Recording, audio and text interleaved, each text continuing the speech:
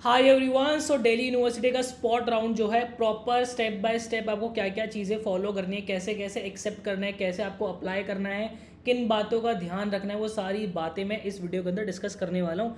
सबसे पहली चीज़, दिल्ली यूनिवर्सिटी ने बताया है कि वो अपनी वेकेंट लिस्ट जो है वो आपको 29 अगस्त मतलब कि शाम को 5 बजे तक जो है आपको देगा। और अभी आप टाइम देखोगे और डेट देखोगे तो 29 अगस्त 4:41 जो है अभी तक हो चुके हैं। और दिल्ली यूनिवर्सिटी की अगर आप साइट पे जाओगे, यहाँ पे प्रेस रिलीज के अंदर अभी भी कोई भी वेकेंट लिस्ट जो है वो अवेलेबल नहीं है।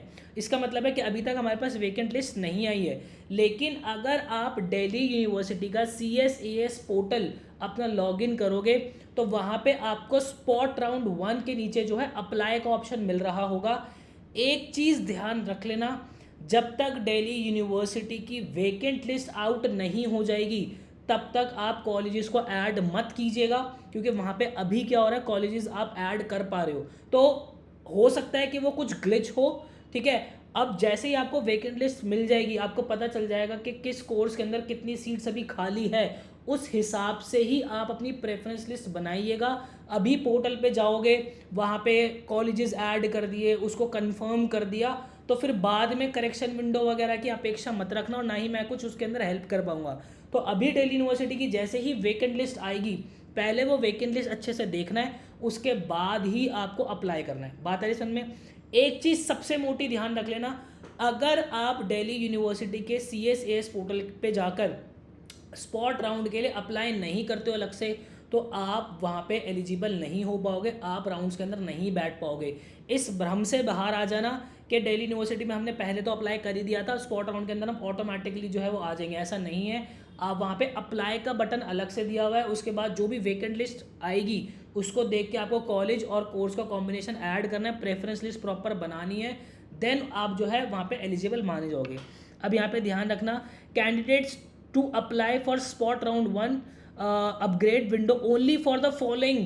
यहाँ पे देखने जो मेरे CW कैटेगरी के स्टूडेंट्स हैं, ECA कैटेगरी के स्टूडेंट्स और स्पोर्ट्स कैटेगरी के स्टूडेंट हैं, वो ही केवल अपग्रेड कर सकते हैं। और वो कब तक अपग्रेड कर सकते हैं? वो 30 अगस्त को शाम को 5 बजे तक, मतलब कि कल शाम को 5 बजे तक आप अपग्रेड कर सकते हो। ठीक है, उसके बाद जो है आपकी जो हमारा राउंड 1 जो है जो हमारा देखो स्पॉट राउंड 1, CW का हमारा राउंड 2, ECA का राउंड 2, म्यूजिक का राउंड 2 और BFA का राउंड 2, ये हमारा 1 सितंबर को शाम को 5 बजे आ रहा होगा। आप सभी को कॉलेज को एक्सेप्ट करना है कितने बजे तक भाई? 3 सितंबर को शाम को 5 बजे तक आपको कॉलेज को एक्सेप्ट करना है। फिर उसके बाद एक दिन कॉलेज लेगा आपके डॉक्यूमेंट्स वेरीफाई करने के लिए, और आपकी लास्ट डेट जो फ़ी की दे रखी है वो दे रखी है 5 सितंबर। अब एक चीज़ यहाँ पे ध्यान रखना, सबसे पहले यहाँ पे सबसे पहली चीज़ क्या लिखी हुई है, दिल्ली यूनिवर्सिटी अपनी वेकेंट लिस्ट जो है आउट करेगा। दूसरे नंबर पे, candidate who had applied for CSAS UG 2023 and are not admitted to any college on the date of time of declaration of the vacancies for spot round can participate. मेरे भाई, तीनों round में से अगर आपको कोई भी कॉलेज और कोर्स का कॉम्बिनेशन अलॉट नहीं हुआ है तो ही आप एलिजिबल हो, अथवा आप एलिजिबल नहीं हो, अदरवाइज आप एलिजिबल नहीं माने जाओगे। आपको कोई भी कॉलेज अगर पहले अलॉट हो चुका था, आपने एक्सेप्ट नहीं करा, आपने फीस नहीं भरी, आपने गलती से एडमिशन विड्रॉ करा लिया, आप स्पॉट राउंड के अंदर नहीं बैठ पाओगे। सिर्फ और सिर्फ वही बच्चे जिनका अभी तक किसी कॉलेज के अंदर या कोर्स के अंदर नाम नहीं आया था वही पार्टिसिपेट कर पाएंगे। ठीक है, सबसे बड़ी चीज़ आगे देख लेना, on the announcement of the spot admission round 1 the admitted candidates will not allowed to withdraw their admission. आप विड्रॉ नहीं कर सकते हो, आप अपग्रेड नहीं कर सकते हो, ये बात ध्यान रखते हो। जो भी आपको सीट एलोकेट होगी वही आपको फाइनल जो है वो माननी पड़ेगी, उसके बाद कोई अपग्रेड का चांस आपको नहीं मिलेगा, ये बात ध्यान रखना। The seat allocated in the spot admission round 1 will be final, ये आपका फाइनल है। तो मेरे भाई, कौन सी ऐसी गलतियां हैं जो कि आपको स्पॉट राउंड के अंदर नहीं करनी?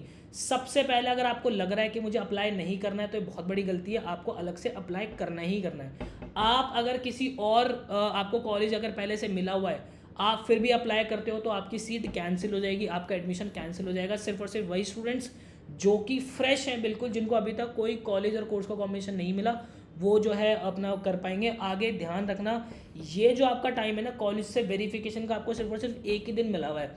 तो कॉलेज और आपकी जो कम्युनिकेशन होगी 4 तारीख को, देखना 2 तारीख से लेकर 4 तारीख, सॉरी 2 दिन आपको मिले हुए हैं। उस दिन अपने कान आँख नाक सब कुछ खोल के कॉलेज से प्रॉपर बात करके रखना, क्योंकि डॉक्यूमेंट्स के अंदर अगर कोई भी दिक्कत होती है तो कॉलेज से कोऑर्डिनेट करना आप, और फीस अपनी जो है वो टाइम से भर देना। तो मेरे भाई आई होप आपको क्लैरिटी मिली होगी।